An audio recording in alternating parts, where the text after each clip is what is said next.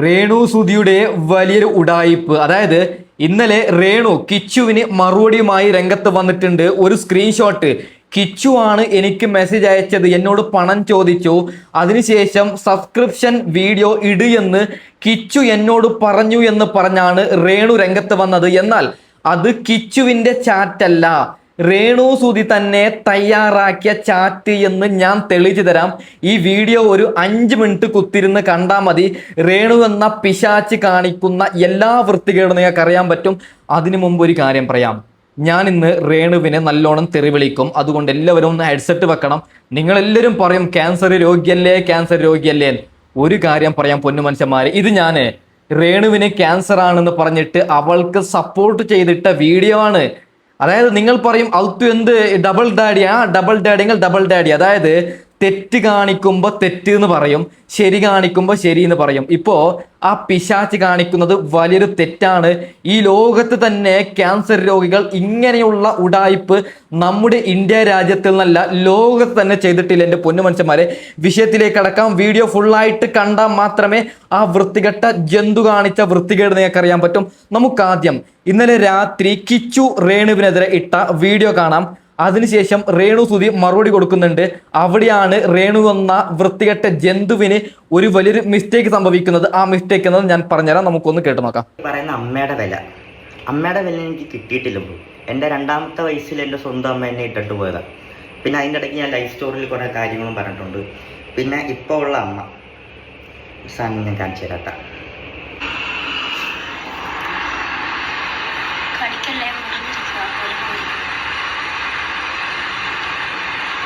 ഇതൊക്കെ നിങ്ങൾ പറയുന്ന എടുത്തു വളർത്തിയ മോൻ കണ്ട സാധനങ്ങളാണിത്, മനസ്സിലായത്? അപ്പോൾ ഞാനിത് കണ്ടിട്ട് മെസ്സേജ് ഇട്ടു. ഇത് കണ്ടു കഴിഞ്ഞാൽ ഋതപ്പൻ്റെ അവസ്ഥ എന്തായിരിക്കും? ഋതപ്പൻ്റെ കൂടെ പഠിക്കുന്നവരാണെങ്കിലും ഇപ്പം മിക്ക പിള്ളേരാണെങ്കിലും പോലും സോഷ്യൽ മീഡിയ യൂസ് ചെയ്യുന്ന ആൾക്കാരാണ് കൂടുതൽ. അപ്പം അതുവരെ കാണുന്നതായിരിക്കും. അപ്പോൾ അവനെങ്ങനെ ഫേസ് ചെയ്യും എന്നുള്ള കാര്യം ഞാൻ അമ്മയെടുത്ത് പറഞ്ഞപ്പോൾ അമ്മ എനിക്ക് തന്ന റിപ്ലൈ, ഞാൻ ചെയ്തതിൽ എനിക്ക് മോശമായിട്ടൊന്നും തോന്നുന്നില്ല, എനിക്ക് അതിൽ നിന്ന് 2.5 ലക്ഷം രൂപ 3 ലക്ഷം രൂപ കിട്ടുന്നുണ്ട്. ഞാനൊന്നും തിരിച്ച് റിപ്ലൈ എടുക്കാൻ പോയില്ല. ഞാൻ അവിടെ വെച്ചിട്ട് ക്ലോസ് ചെയ്തു ആ ചാപ്റ്റർ, മനസ്സിലായത്? അപ്പം ബ്രോ പറഞ്ഞ പോലെ എനിക്കൊരു അമ്മയുടെ വില എന്താണെന്ന് മനസ്സിലായിട്ടില്ല. പക്ഷേ സ്നേഹത്തിൻ്റെ വില എനിക്കറിയാം. എനിക്കത് പറയണമെന്ന് തോന്നി. വീഡിയോ കണ്ടപ്പോൾ എനിക്കതൊന്നും തോന്നി കേട്ടാ. പിന്നെ ഞാൻ കോട്ടയത്ത് പോയി ഞാൻ ഋതപ്പനെ കണ്ടു. ഋതപ്പന് വേണ്ടിയിട്ടുള്ള കാര്യങ്ങൾ എന്നെക്കൊണ്ട് ചെയ്യാൻ പറ്റുന്ന രീതിയിൽ അവനെ ഹാപ്പി ആക്കി ഞാൻ തിരിച്ചു വന്നു.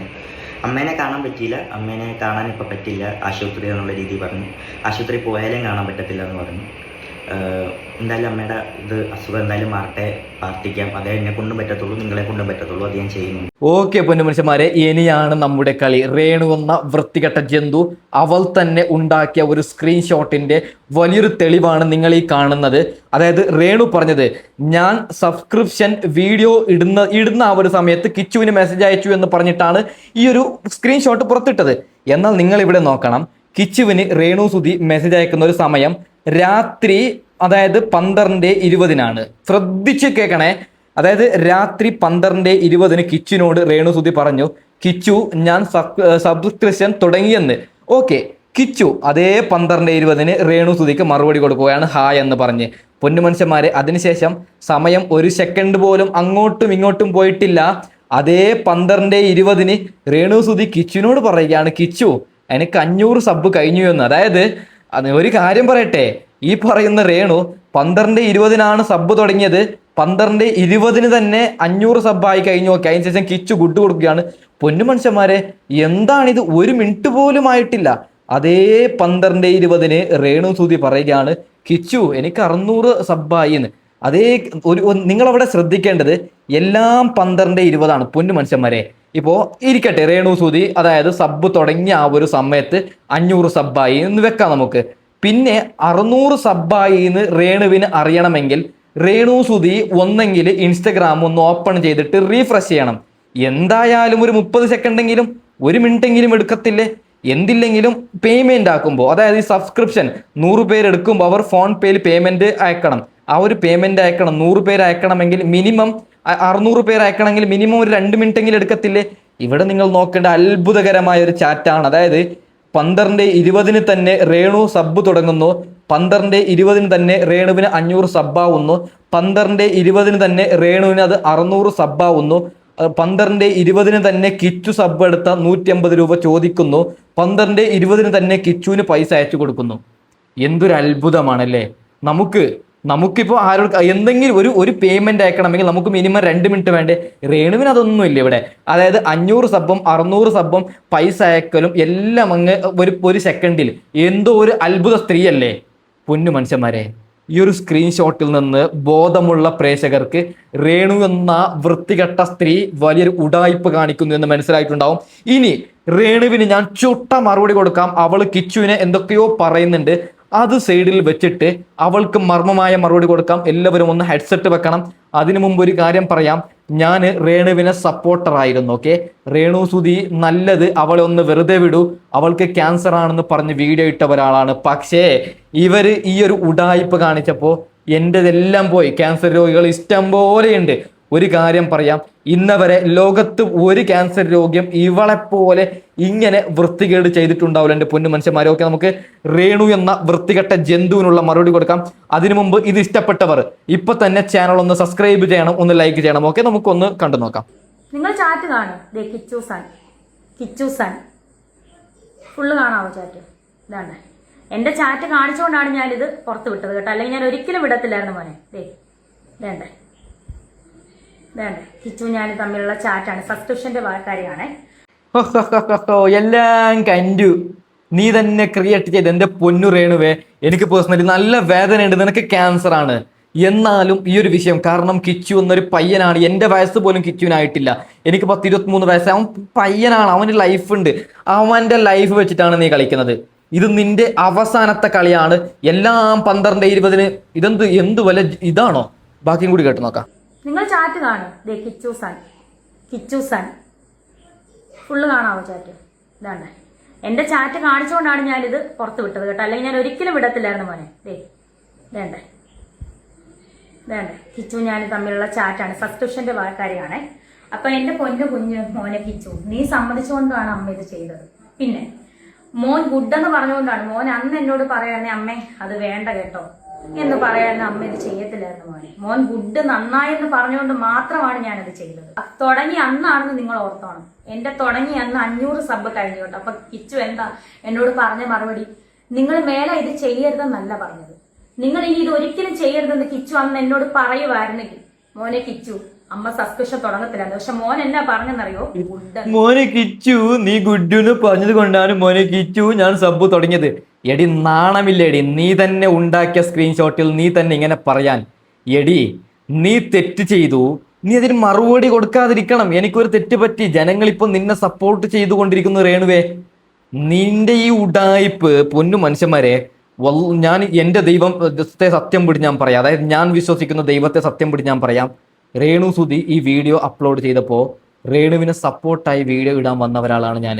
കിച്ചുവിനെ തെറി വിളിച്ചുകൊണ്ട് ഉള്ളത് പറയണമല്ലോ. അതായത് എടാ കിച്ചുവെ ക്യാൻസർ രോഗിയാണ്, ആ ഒരു രോഗി അങ്ങനെ കിടക്കുമ്പോൾ നീ എന്തിനാടാ ഇപ്പോൾ ഈ കാര്യം പറയുന്നത് എന്ന് അങ്ങനെ പറയാൻ വേണ്ടി വന്ന ഒരാളാണ് ഞാൻ.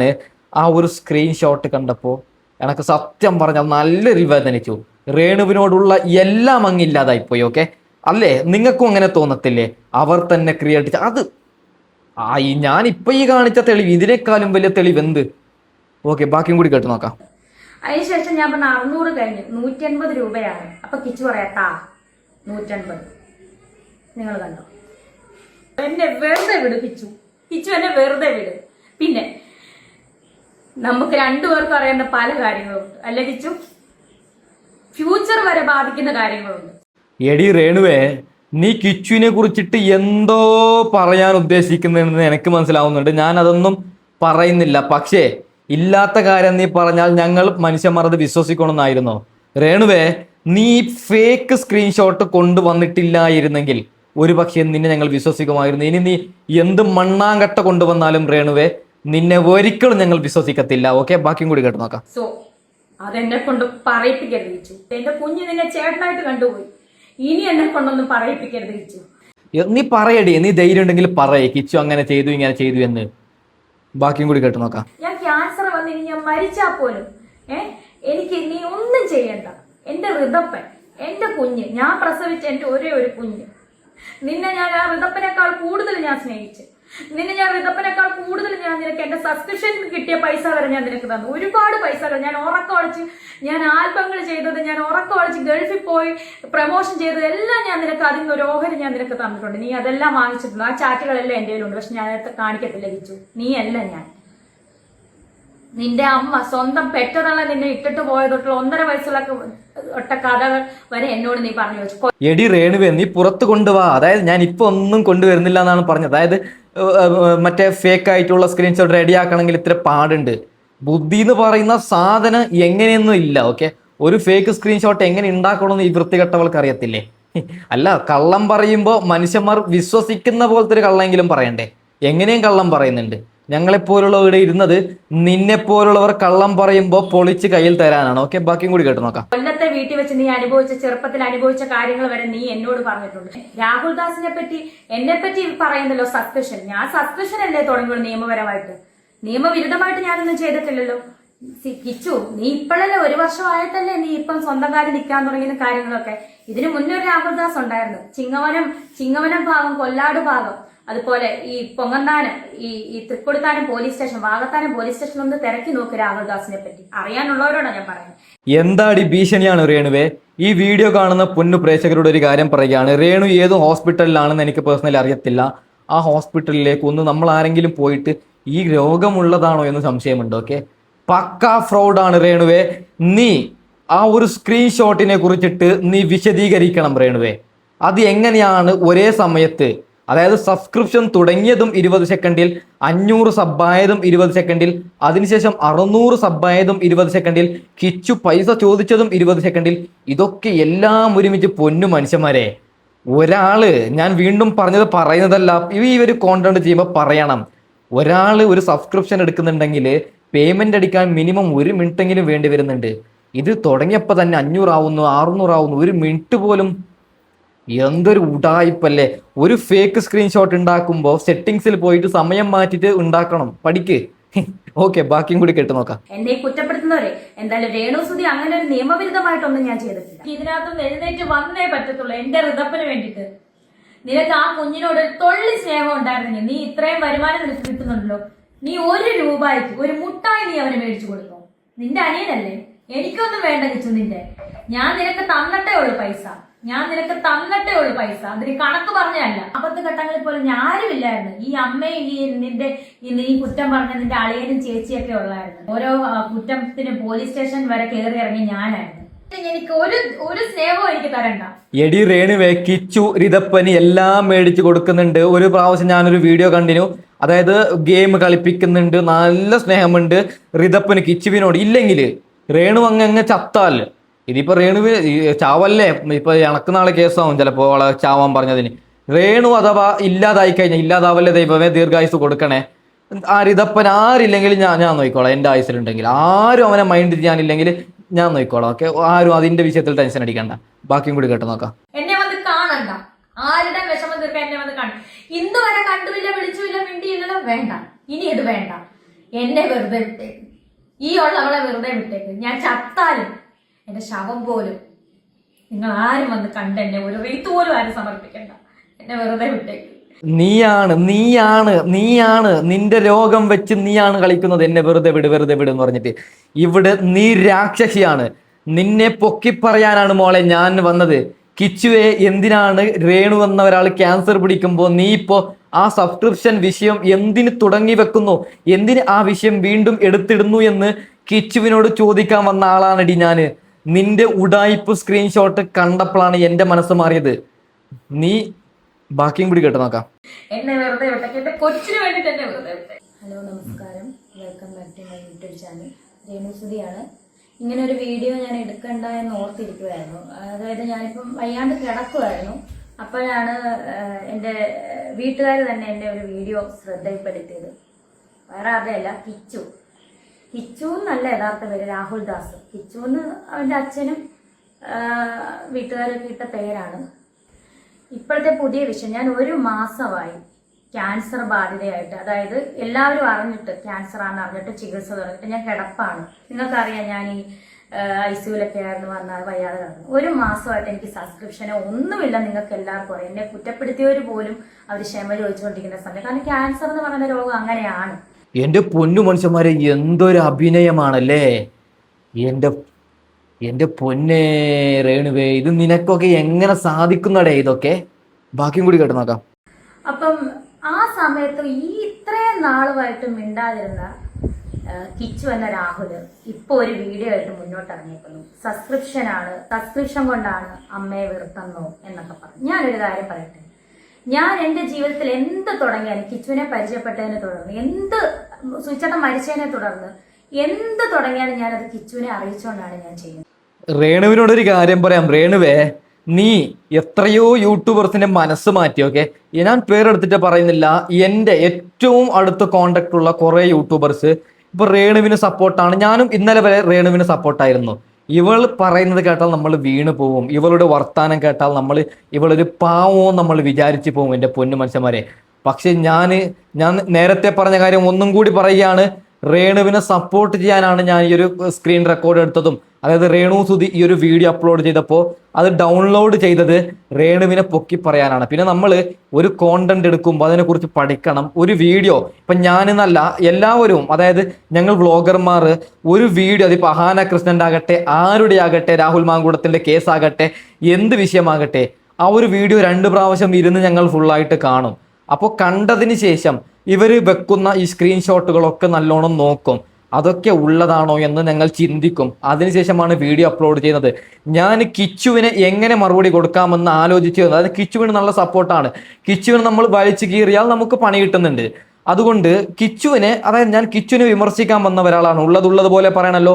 അങ്ങനെ ഞാൻ ഇവളുടെ വീഡിയോ ഇരുന്ന് പഠിക്കുമ്പോഴാണ് ഇവൾ കാണിക്കുന്ന എല്ലാ ഉടായ്പും എനിക്ക് പേഴ്സണലി മനസ്സിലായത്. ഓക്കെ, എന്താ അല്ലേ പൊന്നു മനുഷ്യന്മാരെ, ബാക്കിയും കൂടി കേട്ട് നോക്കാം. തെളിവുണ്ട് എൻ്റെ കയ്യിൽ, ഞാൻ നിങ്ങളെ കാണിക്കാം. കിച്ചു എന്തായാലും എന്റെ ചാറ്റ് പുറത്ത് വിട്ടല്ലോ, അപ്പൊ പിന്നെ എനിക്കും പറയണമല്ലോ, പറയേണ്ട കാര്യങ്ങൾ എനിക്കും പറയണം. ഞാൻ കിച്ചുവിനോട് പറഞ്ഞ സബ്സ്ക്രിപ്ഷന്റെ ചാറ്റ് മാത്രമേ ഞാൻ കാണിക്കുന്നുള്ളൂ. കാരണം എന്നെ പറ്റി അതാണല്ലോ പറഞ്ഞത്, സബ്സ്ക്രിപ്ഷൻ ആണല്ലോ ഇപ്പം മെയിൻ പ്രശ്നമായിട്ട് ഇപ്പം പറഞ്ഞത്. അപ്പൊ ആ സബ്സ്ക്രിപ്ഷന്റെ ചാറ്റ് മാത്രം ഞാൻ കാണിക്കാം. ഓക്കെ, ഞാൻ കിച്ചുവിനോട് പറഞ്ഞു, ഞാൻ നിങ്ങളെ കാണിക്കാം. കിച്ചു സൺ, ഞാൻ സബ്സ്ക്രിപ്ഷൻ തുടങ്ങി. അപ്പൊ ഒരു സ്മൈലിയുടെ ചിഹ്നം ഇട്ടപ്പോ കിച്ചു ആഹാ. അപ്പൊ ഞാൻ 500 സബ് കഴിഞ്ഞു കേട്ടോ. ആ തുടങ്ങി അന്നാണെന്ന് നിങ്ങൾ ഓർത്തോണം. എന്റെ തുടങ്ങി അന്ന് 500 സബ് കഴിഞ്ഞു കേട്ടോ. അപ്പൊ കിച്ചു എന്താ എന്നോട് പറഞ്ഞ പൊന്നു മനുഷ്യന്മാരെ, ഈ പിശാച്ച് പറഞ്ഞു തന്നെ പറയുന്നുണ്ട്. അതുകൊണ്ട് ഞാൻ ഇനി റിയാക്ട് ചെയ്യുന്നില്ല. അതായത് ഈ പിശാച്ചിന്റെ സ്ക്രീൻഷോട്ട് ഒന്നും കൂടി ഞാൻ വെച്ചു തരാം. നിങ്ങൾ ഓരോരുത്തരും കാണണം. പക്കാ ഫേക്കാണ്. ഇവൾ തന്നെ, അല്ലെങ്കിൽ ഇവളുടെ ഏറ്റവും അറിയുന്ന ആരോ ഒരാള് ഇവൾക്ക് എഡിറ്റ് ചെയ്തു കൊടുത്തതാണ്. ഇതിന്റെ ബാക്കപ്പ് ആയിട്ടുള്ള വീഡിയോ ഉറപ്പായിട്ടും വരും. ഓക്കെ, രേണു, ഞാൻ എൻ്റെ പൊന്നു മനുഷ്യന്മാർ, ഈ ഒരു വിഷയത്തിൽ, അതായത് ക്യാൻസർ, ആർക്കും ക്യാൻസർ വരല്ലേ എന്ന് ഞാൻ പ്രാർത്ഥിക്കുകയാണ്. ക്യാൻസർ അല്ല, നമ്മൾ ഒരു കാര്യം പറയാം. ഞാൻ ഈ ലോകത്ത് 1000 വർഷം ഒരു രോഗവും വരാതെ 1000 വർഷം ഇവിടെ ജീവിക്കാൻ ബിസടിച്ച് വരുന്ന ഒരാളാണോ? ഈ വീഡിയോ ഞാൻ അപ്ലോഡ് ചെയ്യുമോ എന്നൊന്നും എനിക്കറിയത്തില്ല. അപ്പോൾ നാളെ നമുക്ക് രോഗം വരാതിരിക്കട്ടെ ദൈവമേ എന്ന് പ്രാർത്ഥിക്കാം. അപ്പോൾ ഒരാളൊരു രോഗം വന്നിട്ട് അതായത് നമ്മളിപ്പോൾ രേണുവിന് രോഗമല്ലേ, അതുകൊണ്ട് എന്തിന് നമ്മൾ ഇതാക്കണോ, നമ്മൾ അങ്ങനെ വിചാരിച്ചിരിക്കുമ്പോൾ ആ രോഗം വന്നയാൾ മറ്റൊരാളുടെ ജീവിതം ഇല്ലാതാക്കുമ്പോൾ നമ്മൾ നോക്കി നിൽക്കുന്നത് ശരിയാണോ?